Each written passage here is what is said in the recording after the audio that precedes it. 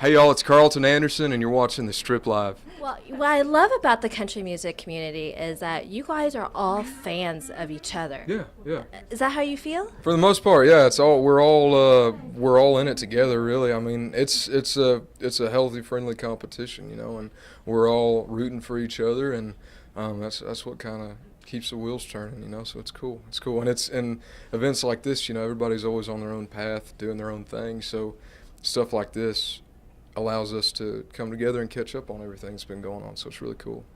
I'm always curious too, how does somebody go from point A to becoming a mega superstar like yourself? Well, I'm far from a mega superstar, but you might was want to your ask like Carrie Underwood or something, that question. But I think my thing is I was raised with a good work ethic, and at the end of the day, you got to be the hardest worker in the room because it's like I said, a friendly competition. So you got to work, and you gotta want it, and I mean, especially with this, you gotta breathe it, sleep it, eat it all day long, 24/7. So it's just one of those things. But luckily, it's what I love to do. It's what we love to do, and so it never feels like a job. But if you want to make it one, you got to invest everything you got into it.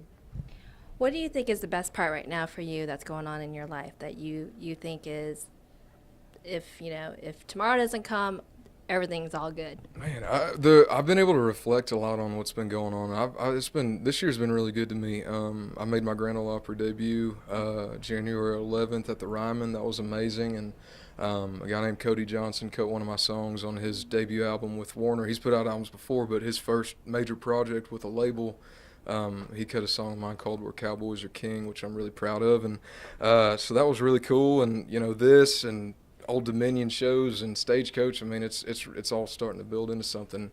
Up until reflecting on that, I really haven't. You don't realize what you've done because you're living it day to day. So it's been cool to look back and see. So it's all part of it, yeah. Well, it's got to be a little hard to be present every day, and because you're moving at such a fast pace. But if there was like something that right now you could say, this is the one thing that I want to do. What would that one thing be? One thing. The Goodness one thing. gracious. One thing. That's a hard one. That's like picking favorites for me. Yeah.